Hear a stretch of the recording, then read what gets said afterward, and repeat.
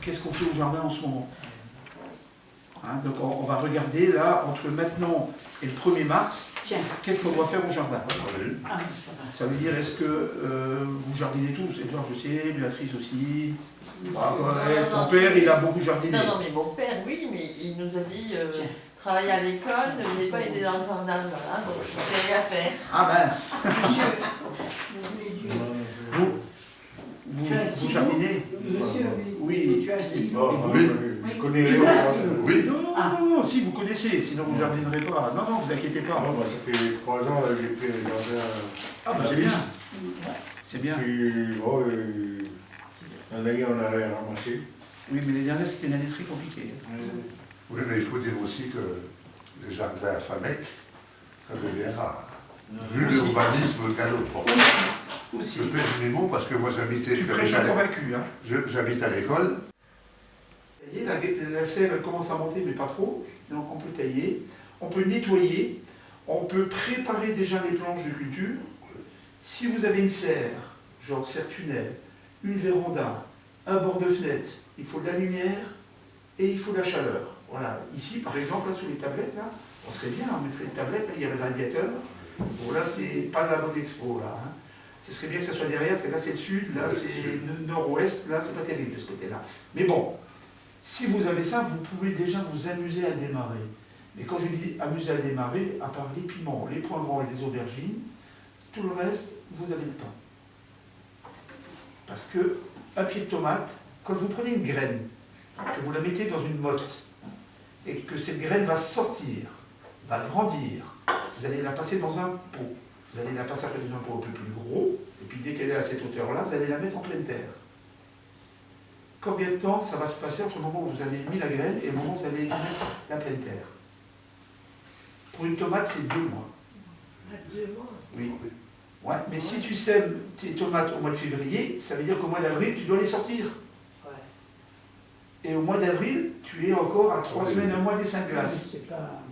Donc il est important de connaître les temps. Par exemple, les patates, vous prenez des patates, vous avez ce qu'on appelle des patates hâtives, vous avez des tardives, et puis vous avez des intermédiaires.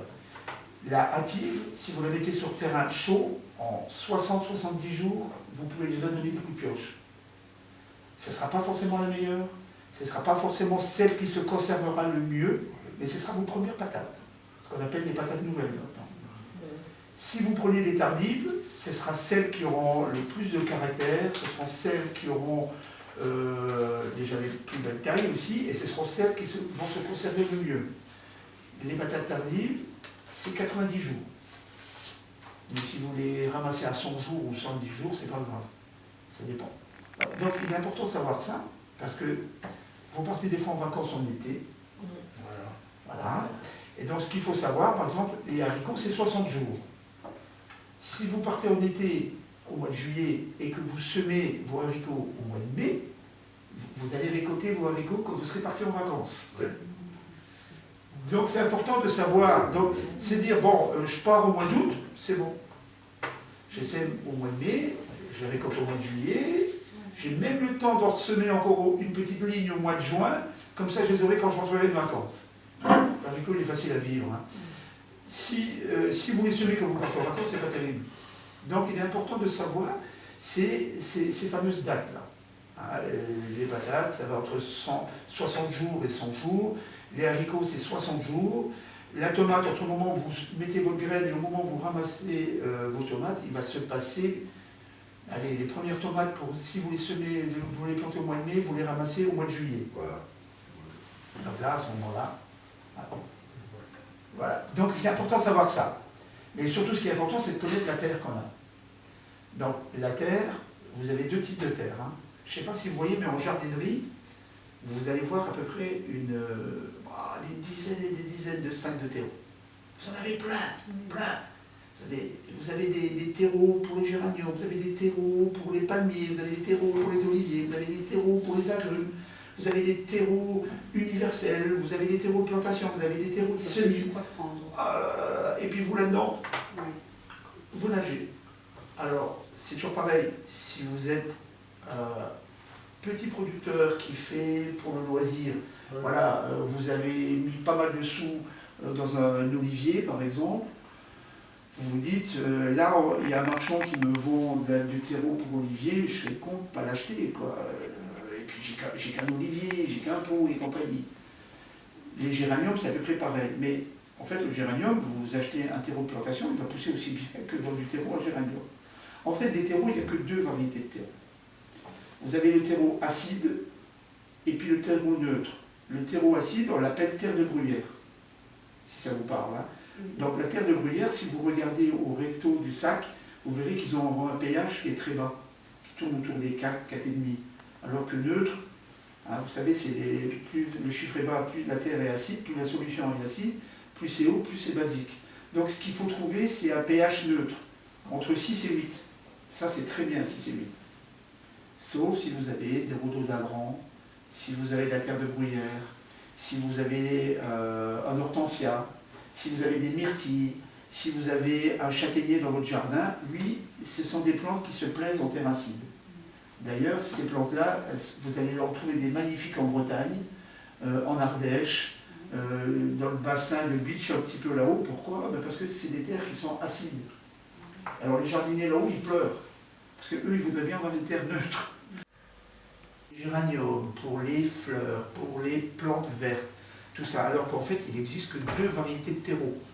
Hein, le terreau qui est neutre, qui sert, on va dire, dans 90% des cas, et le terreau acide, qui sert uniquement pour les plantes qui aiment la terre acide. Hein, comme le rhododendron, l'hortensia, le philodendron, les myrtilles. Vous voulez planter des myrtilles, vous voyez dans les jardineries, ils vous vendent des beaux petits pieds de myrtilles, c'est super beau, ils sont dans des godets, il n'y a pas qu'à planter et à récolter. Alors c'est sympa les myrtilles, mais si vous les mettez dans notre terre famécoise qui est calcaire, jamais vous ne mangerez des myrtilles. Vous aurez beaucoup de feuilles, ça va monter, puis le myrtille va venir haut comme ça, ah, il sera magnifique, hein, mais vous n'aurez pas de myrtille. Voilà, alors ça c'est la technique des anciens. Moi j'ai bêché pendant au moins 30 ans, mais ça fait plus de 10 ans que je bêche plus. J'ai une bêche, j'en ai deux. Je les garde pour faire des recoins, des angles, des bordures, quand je dois faire un trou, mais dans le potager je ne me sers plus de bêche. J'ai juste une grelinette et je décompacte la terre. Et quand tu décompactes, ton motoculteur y passe. Hein. Il ne faut pas passer un motoculteur sur une terre qui est dure et qui n'est pas décompactée. Parce que, ouais, elle va sauter au nez, toi tu vas courir avec ton motoculteur, ça ne va pas le faire. Tu vas être obligé d'avoir ta barre d'ancrage très haute, de façon à t'enfoncer dans la terre pour pas que tu t'envoles avec. Il faut décompacter. C'est sûr que quand tu bêches, c'est plus souple. Parce que ta terre, elle a été retournée, et après quand tu passes, ça va bien. Surtout s'il y a bien gelé, hein. Là tu fais de la farine. Ça fait une belle terre. Hein. Ah, mon grand-père, c'est content. Mais est-ce que c'est pas aussi parce que tu protèges la terre l'hiver et que du coup tu veux passer la grelinette, mais autrement, moi je vois qu'à la bêche, c'est pour enlever les racines profondes, quoi. Ah ben les racines profondes, tu vas les enlever, mais tu vas les enlever à la main. Oui, c'est ce que j'ai fait. Ah. J'ai commencé la grelinette, moi, maintenant. Ouais. Enfin, j'en ai acheté une l'année dernière. Ouais. Bon, mais c'est fatigant, ouais. Ah ben c'est... Enfin, moi je trouve... Comment on doit faire? Comment? C'est quoi une grelinette? Alors une grelinette, c'est une fourche avec deux manches. Oui.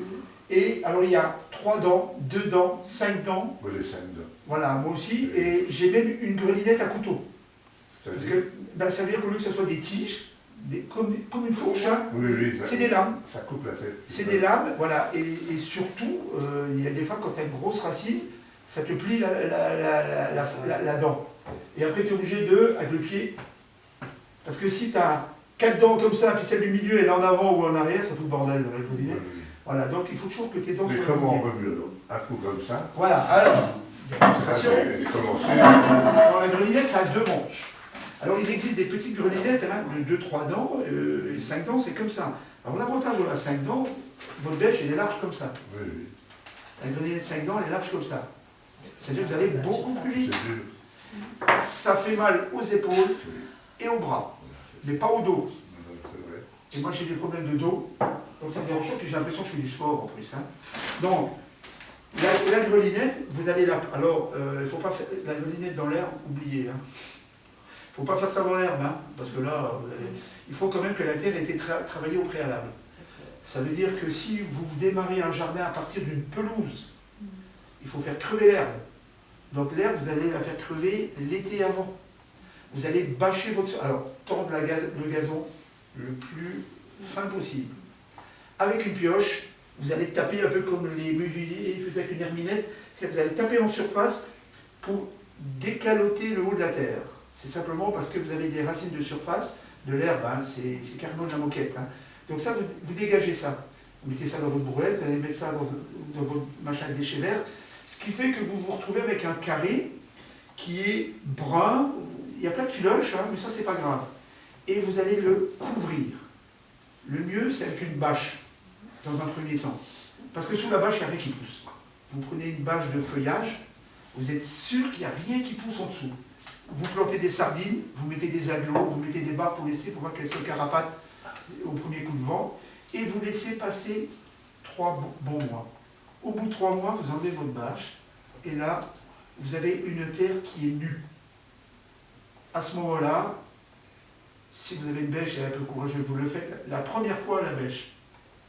De façon quand même à bien, de toute façon là, il n'y a pas de perte, vous démarrez le jardin. Je parle de démarrage à 0, hein, vous partez à partir de l'herbe. Hein. Donc là, vous faites ça, et après la bêche, vous la rangez, et vous n'en servez plus. Parce que chaque fois, vous couvrirez votre sol avec des feuilles, avec de la paille, avec des cartons, avec même du fumier, hein, vous couvrez avec du fumier, même un fumier jaune, c'est pas grave, il va passer l'hiver au chaud, ça va se décomposer, les asticots, ils vont remonter très naturellement, hein, ils vont s'occuper de votre terre. Et votre terre, allez, il faudra quand même compter 3-4 bonnes années, elle va devenir souple. Elle va devenir souple, elle va même, et ce serait presque dommage à ce moment-là, quand vous allez la bêcher, mon grand-père il disait, c'est pratique parce que en fait, quand tu bêches, tu retournes la terre, et du coup, tout ce qui était bon, c'est en dessous, et la mauvaise terre, elle est en haut. Mais il dit, ben oui, mais les racines, elles vont prendre ce qui est bon en dessous. Et je dis, non. D'abord, ta graine, elle est en surface. Ta graine, elle se situe dans le premier centimètre. Et là, ta graine, elle va pousser dans de la mauvaise terre. Vous ne lui donnez pas beaucoup de chance de démarrage à cette pauvre graine-là. Hein. Alors que s'il suffisait simplement de décompacter votre terre, de passer un peu le motoculteur, mais il faut régler votre motoculteur pour rester. Moi, j'ai 15 cm, c'est la bonne profondeur. Qu'est-ce qui pousse en dessous de 20 cm dans votre potager? Les radis? Bon. Les carottes peut-être, mais la carotte, elle s'y descend. Une fois qu'elle est bien démarrée, elle s'est bien lancée, elle a pris l'élan. Hein. Les 15 premiers centimètres, elle était dans une belle terre. Donc elle a bien grossi en haut et elle descend en pointe. Elle rentrera après dans la mauvaise terre, c'est pas un problème. Les choux? Non. Salade? Non. Les haricots? Non. Les tomates? Non. Qu'est-ce qui pousse en dessous de 20 cm sous terre? Les arbres, oui. Et eux, ils savent faire. Ils savent chercher. Donc vous voyez, donc c'est très important, on couvre la terre, on la fait vivre, on la nourrit, on a de quoi donner. Et par la suite, ce qu'il va falloir faire après, si vous voulez, c'est faire tourner vos cultures. Jamais planter un légume au même endroit, sauf dans les petits jardins. Hein. Dans les petits jardins, parce qu'en fait, je vous ai parlé de l'azote. Bon, si vous plantez des épinards, si vous plantez des salades, eux, ils adorent l'azote et ils en ont besoin de l'azote.